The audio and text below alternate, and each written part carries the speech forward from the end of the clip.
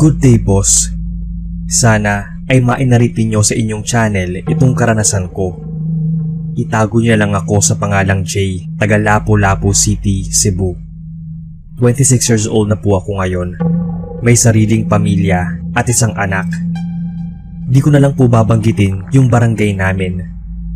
13 years old po ako nung nangyari itong karanasan kong ito. Nagkayaan kami ng mga barkada ko noon na manghuli ng gagamba. Uso kasi sa amin yon noong 2010. Ito rin yung taon kung kailan to nangyari. Naglakad kami ng mga barkada ko patungo sa gubat. 6 po kami noon. Yung isa, first cousin ko. Pagkarating namin dun sa gubat, nag-usap kami na maghiwa-hiwalay muna para makarami ng mauhuli. Nagtanguan na lang kami. Yung pwesto ko po noon, maraming punong kahoy. At marami din damong parang kahawig ng lemongrass. Pero sa Bisaya, yung tawag sa amin ay kugon. Yung gamit kong pang-ilaw noon ay yung flashlight na de baterya. Naglakad na ako patungo doon sa kakahuyan kasi may nakita akong malaking gagamba. Nakuha ko naman yon at ilagay sa box ng posporo. Sa di inaasahan, may narinig akong ungol sa di kalayuan. Natansya ko ay sa may kugon lang o sa may damuhan. Na-curious ako noon kaya pinuntahan ko at pinatay ko muna yung ilaw. Nagulat ako dahil habang naglalakad patungo sa damuhan, may narinig akong sumusunod sa akin sa likod. Pagtingin ko ay yung pinsan ko at yung barkada. Tinanong nila ako kung narinig ko ba yung pag-ungol. Ang sabi ko, oo, parang sa may damuhan nga. Kaya pinuntahan namin. Nagkatulakan pa nga kami kung sino nga hawi ng damo na matataas kasi lagpas pa yon sa height namin. Ang sabi ko, ako na at iilawan namin dahil ako lang yung may dalang flashlight nun, boss. Yung pang-ilaw kasi ng ibang kasama ko, kandila na nilagay sa lata. Pinatay din nila yon nang narinig nila yung pag-ungol. Malakas kasi. Kita naman namin yung daan. At maliwanag din yung buwan noon. Kaya yun, paghawi ko sa damo at inilawan ko, nagulat ako. Nanlaki yung mga mata namin noon nang makita namin yung babaeng hubot-hubad. Naglalagay siya ng langis sa katawan niya.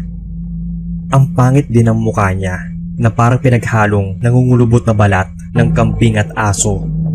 Matatalas din yung mga kuko niya at nangingitim ang balat. Nung nakita namin yon, saglit pa kaming natulala. Matapos yon, nagunahan kaming tumakbo. Hindi na nga namin alintana nun, boss, yung matutulis na bato at mga tinik ng damo na nadadaanan namin. Basta takbo lang kami ng takbo. Walang lumilingon sa amin nun. Naramdaman ko na sinusundan kami. Yung isang kasama pa nga namin ay natapilok, kaya naiwan at sumigaw na tabang. O sa Tagalog ay tulong. Kaya huminto kaming 4. Yung pinsan ko at yung 2 barkada ko. Yung isa naman naming barkada noon, tumakbo na lang at walang lingon-lingon. Pagtingin namin, inabutan na siya ng nilalang na naapatong nasa kanya. Ewan ko ba, boss, bakit ako biglang naging matapang noon? May nakita kasi akong patay na kahoy na nasa gilid lang. Dali-dali ko yung kinuha at hinampas sa muka nung nilalang na yon. Kaya natumba siya sa pagkakapatong sa kaibigan kong natapilok. Agad namin siyang kinuha dahil yung nilalang na yon ay umatras. Susugod pa sana yung nilalang sa amin, kaya hinampas ko ulit. Nakailang ilag siya sa paghampas ko. Sabi ng pinsan ko ay tumakbo na kami. Karga niya kasi yung isa naming kaibigan sa likod. Matangkad kasi yung pinsan ko na yon at may kalakihan yung katawan, kaya siya na yung nagdala nung tumakbo na kami papuntang mga kabahayan. Nung malapit na kami sa may kabahayan, bigla na lang nawala yung nilalang na yon. Doon na kami huminto at naglakad na lang. Pagkarating namin sa bahay ng kaibigan ko na natapilok, bumungad agad yung tatay niya at nagtanong-tanong kung anong nangyari sa anak niya. Sinabi namin yung totoo. Di pa nga kami pinaniwalaan nun. Ang sabi niya, baka nakirambol lang daw kami sa kabilang barangay, kaya tumakbo kami nung oras na yon. Kasi boss, uso noon yung rumble sa amin sa iba't ibang barangay. May kaaway kasi kami, kaya di naniniwala yung tatay niya. Di na lang namin pinagpilitan pa at umuwi na lang kami sa kanya-kanyang bahay. Nung naarating na po ako sa bahay, nakita ko si Papa na nag-roll ng pamingwit niya para sa isda kasi gabi-gabi siyang nagpupunta sa dagat para mamingwit ng malalaking isda. Ang sabi niya, sasama daw ako sa kanya doon sa dagat kasi walang magbabantay sa akin sa bahay. Wala kasi doon si Mama at yung kapatid ko. Kaming dalawa lang ni Papa noon. Bali boss, yung mama ko kasi 2 beses lang umuwi sa amin tuwing Sabado at Linggo dahil vendor siya sa carbon market sa Cebu. Malayo-layo ito sa amin. Sasakay pa kasi siya ng 2 jeep, so bali 2 rides po bago maarating sa Cebu. At yung isang kapatid ko naman ay nasa malayo.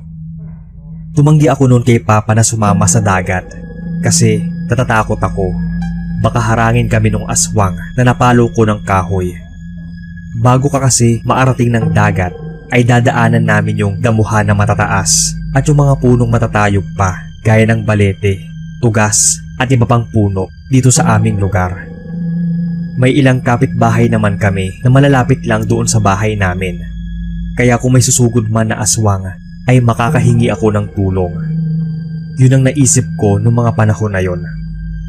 Nagtaka naman si tatay kasi sabi niya bakit di ako sasama, dati-rati naman palagi akong sumasama sa kanya.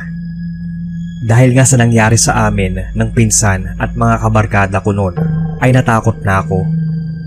Sinabi ko na lang sa kanya yung nangyari sa amin kaya binatukan niya ako. Yan na nga raw ang sinasabi niya. Lagi niya kaming pinagsasabihan noon na huwag pumunta doon sa lugar kung saan kami kumuha ng mga gagamba at kung nasaan yung babaeng aswang. Naisip ko tuloy na oo nga, sinabihan ako noon ni Papa pero ipinagsawalang bahala ko lang nung time na yon. Napahinga ng malalim si Papa. Ang sabi niya, nangyari na ang nangyari. Mapapalaban na naman daw siya noon dahil iniiwasan na niya yung gulo. Ito na naman dahil sa katigasan ng ulo ko. Isama ko na rin pala boss yung tungkol sa buhay ni Papa noon nung hindi pa sila magkakilala ni Mama. Dati kasi siyang miyembro ng Kublan. Yun bang mga antingero na tinataga pero hindi man lang nasusugatan. Ito kasi yung lagi kong naririnig na kwento ni Papa bago kami matulog. Bagong pasok pa siya sa Kublan noon. Tapos ipapasok daw sila ng pinuno nila sa kuweba ng 7 araw. Walang kain, walang tubig at magdasal lang daw sila doon. Bawat isa raw sa kanila binigyan ng maliit na papel na walang sulat. Nagtaka naman daw noon si Papa kung bakit walang sulat. Tinanong niya yung pinuno. Ang sabi lang nito, pagpasok na raw nila sa kuweba, makikita niya yung sulat at dapat tapusin ang dasal ng 7 araw. Pag di raw matapos ay mababaliw daw. Nakasurvive naman si Papa noon kaya naging miyembro siya ng Kublan. Marami pong tattoo si Papa sa katawan. Meron pa nga akong nakitang triangle na may mata sa gitna at marami pang iba-iba. Meron din akong isang gusto sa mga tattoo niya sa likod. Yung malaking dragon na halos palibutan na yung buong likod niya. Dagdag ko na rin po sa backstory. Yung lolo ko po na tatay ni Papa ay isang Muslim na tausog at yung lola ko naman ay isang waray. Bali fast forward po ulit tayo boss. Ang sabi ni Papa, doon na lang daw kami sa bahay at hindi natutuloy sa dagat. Alam daw niya kasing susugod yung aswang sa amin at hindi siya papayag na di makaganti. Pumasok na raw ako ng bahay at mag-lock ng pinto. Doon lang daw siya sa labas at magmamasid. Kung meron mang dadapo sa bubong, huwag daw akong matakot. At kung may kumatok man na hindi siya, hindi nagsasalita kung sino yung kumakatok, ay huwag ko raw buksan. Tumango na lang ako noon. At yun na nga boss, mga madaling araw noon ay may dumapo sa bubong namin. Para pang binubutas, kaya natakot ako. Nung malapit nang mabutas yung bubong, may biglang bumagsak na lang na sa tingin ko ay yung aswang. Kasi iba buo yung pagbagsak. Sumilip ako noon sa butas ng bintana.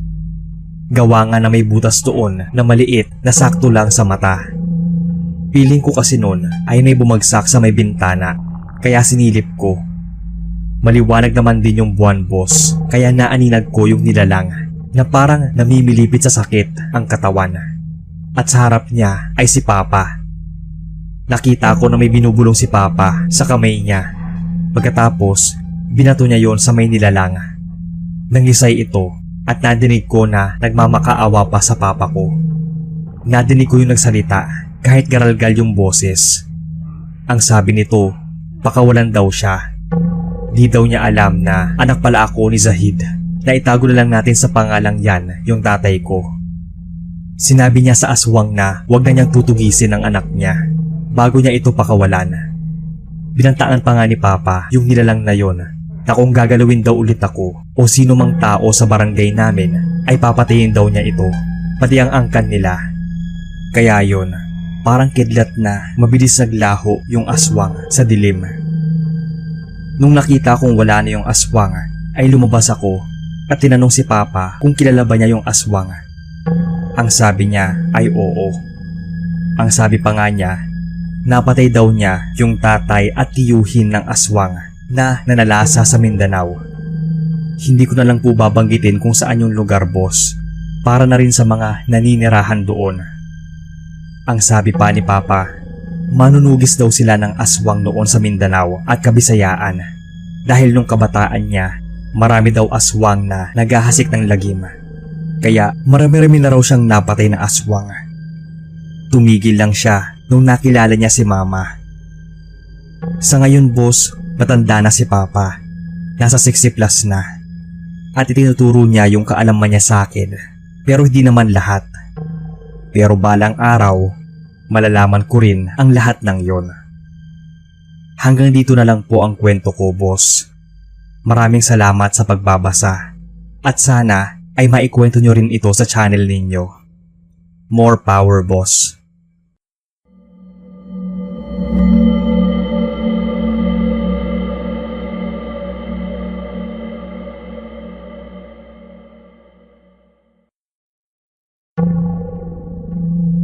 Good day, Sir Bob.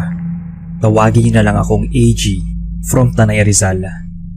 Short story lang po tungkol sa na-experience ko nung bata pa ako. 20 years ago, mga nasa 7 years old pa lang siguro ako noon. Nasa bahay ako ng friend ko dito sa malayo-layong parte ng Tanay na napapaligiran noon ng mga puno, tapos medyo malapit pa sa ilog at bundok.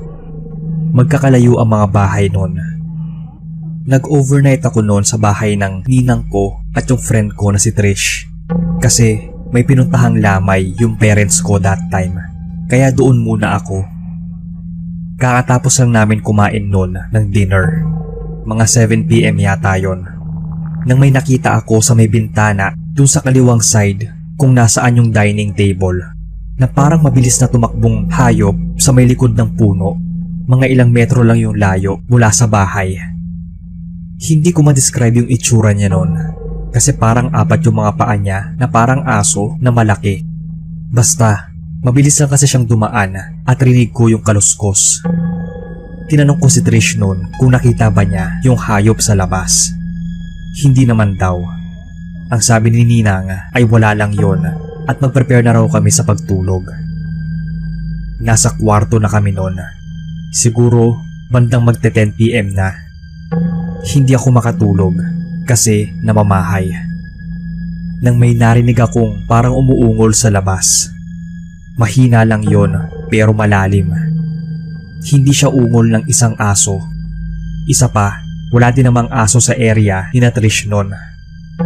Tapos nakarinig ako ng pagkaluskos. Yung para bang nagpapalakad-lakad sa lupa o damuhan. Kinabahan ako noon. Paulit-ulit kasi yung mahina at mababang pag-ungol at yung pagkaluskos. Maya-maya nun, nakarinig na ako ng mahinang paghampas sa dingding sa labas ng bahay.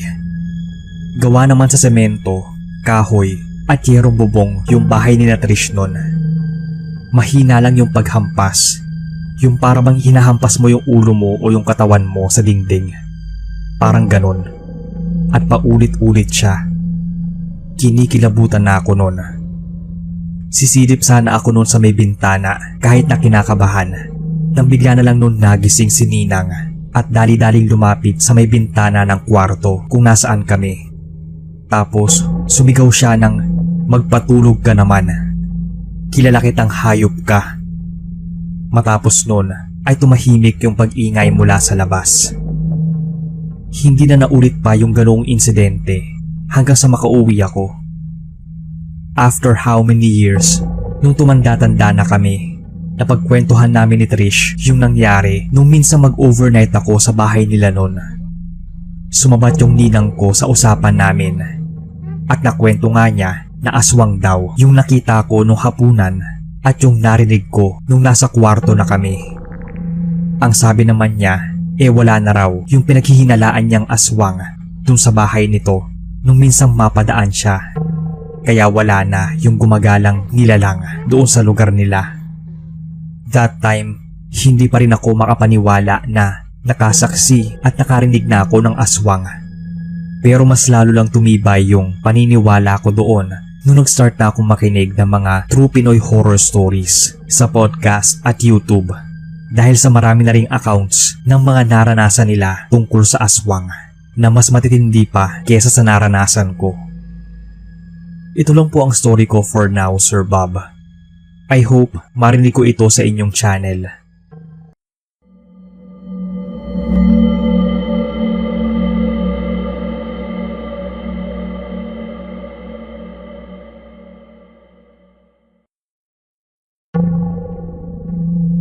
Magandang araw, Sir Bob, at sa lahat. Tawagin niyo na lang akong Mike from Bohol. May gusto lang akong i-share sa inyong kwento na sana ay magustuhan ninyo. Karanasan namin ito ng pamilya ko noong binata pa ako at nangungupahan pa kami sa likod ng bahay ng tiyahin ko. Sementado ang bahay nila at meron silang bahay sa likuran na gawa sa kawayan. Yun ang pinapaupahan nila. Maganda naman yung pagkakayari. Kaya sinabi ni nanay na kami na lang yung mangungupahan doon kesa sa ibang tao. Dalawa lang naman kaming magkapatid at wala na kaming tatay. 5 taon pa lang ako noon nang mamatay siya. 2 taon pa lang yung kapatid ko noon. Nang lumipat kami, nasa 2nd year high school na ako noon at grade 5 naman yung kapatid ko na si Shirley. Pumapasok bilang isang kasambahay si nanay sa isang mayamang pamilya.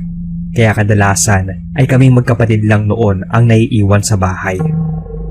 May pagkakataon na hindi nakakauwi noon si nanay, kaya mag-isa lang si Shirley na natutulog sa kwarto nila. Papag lang yung higaan namin na sinasapinan ng banig. Kawayan lang din ang sahig namin na may silong pa sa baba. Ilang metro din yung layo nga ng bahay ni na tita mula sa amin. At nakabukod ito dahil may bakod ang palibot ng bahay nila.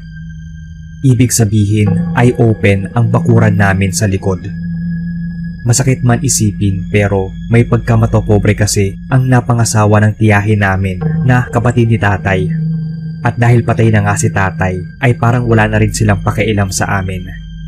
Minsan, masasabi mo rin na mabuti pa ang ibang tao. Mabalik ako doon sa mag-isa lang si Shirley na natutulog sa kwarto nila. Nagising daw siya noon dahil nakarinig siya na parang may tumitikhim sa ilalim ng sahig namin sa may silong. Pinakinggan daw niyang mabuti dahil baka ako lang daw yon. Sunod daw noon ay nakarinig na siya ng parang humahangos na hayop. Yung bang parang tunog na sa isang baboy. Kaya bumangon daw siya at inilawan ng flashlight yung silong. Baka daw kasi nakawala yung baboy ni na tita. At doon nga raw, may nakita siyang itim na likod ng baboy. Ang pinagtataka daw ng kapatid ko ay kung bakit itim, gayong pink naman daw yung baboy ni na tita. Ginising niya ako noon at binulong na may itim na baboy sa baba. Baka kako sa ibang kapitbahay yon. Ang laki pa nga raw noon sabi niya, kaya inilawan ko na rin. Pero wala akong nakitang baboy. Tinanong ko kung nasaan na. Para masigurado ay binaba pa namin yon at inilawan ang silong. Wala na yung baboy na nakita ni Shirley. Sumunod na gabi noon, andoon na si nanay.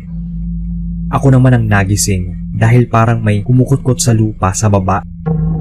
Inilawan ko yon at isang sobrang itim na mabalahibo na nilalang ang nakita ko. Inisip ko na baka yun yung baboy na nakita ni Shirley nung isang gabi. Binaba ko yon at inilawan. Pero ganoon na lang yung takot ko nang makitang hindi baboy yung nandoon, kundi isang mabalahibong tao. Mabilis itong tumakbo palayo nang mag-iingay na ako. Bukod kina nanay at sa kapatid ko, ay nagising din noon sina tita at tinanong ako kung anong sinisigaw ko. Sinabi ko sa kanila na may aswang sa silong. Hindi pa sila naniwala noon. Sinabi ni nanay na wag ko na lang daw ipilit at baka paalisin kami sa paupahan nila. Buntis noon si tita sa ikalimang anak niya. At simula nung lumipat kami doon malapit sa kanila ay may nararamdaman na akong kakaiba. Gabi-gabi ay parang may tao sa silong namin. Hindi ko alam kung bakit doon yun pumupunta. Kung aswang man yun at si tita ang punterya dahil buntis, dapat doon siya sa bahay nila. Sinabi sa akin ni nanay na kapag may narinig o naramdaman daw ako sa ilalim ng bahay ay gisingin ko siya. Isang gabi noon, wala talagang mintis ang pagdalaw nito. Naramdaman ko na naman ang mahinang pagkutkot sa ilalim ng bahay. Yung para bang gumagawa ito ng lungga. Mahina ko nung ginising si nanay. Marahan niyang dinampot yung asin na tinabi niya at binuhos yun sa sahig. Sunod ay yung langis na dinasalan niya. Naramdaman namin noon na parang nataranta yung nilalang na nasa silong namin. Bigla yung nawala. Nang sumunod na gabi ay nilagyan na ni nanay ng kawayang tusok-tusok ang sahig namin. Nakakaistorbo na raw kasi ito sa tulog. May asin din siyang kinalat sa ilalim ng bahay. Hindi na nga bumalik doon yung aswang. Basta narinig na lang namin noon na may ik-ik na humuhuni malapit sa bahay ni na tita. Sabi ni nanay ay matulog lang daw kami at bahala na silang magtaboy sa aswang na yon. Narinig na lang namin noon na nagmumura yung matapobre niyang asawa. Ilang buwan ang lumipas at umalis na rin kami doon sa paupahan. Hindi na namin natiis ang mga parinig ng asawa ni tita. Dagdagan pa na gabi-gabing bumabalik yung tik-tik sa bahay nila. Pinagdasal na lang namin noon na buhay at malusog ang pinsan ko. Na yun naman ang nangyari. Halos magdadalawang dekada na rin nang mangyari itong kwento. Di ko lang din lubos maisip noon na naka-encounter na pala kami ng aswang tulad ng mga napapainggan ko dito sa YouTube.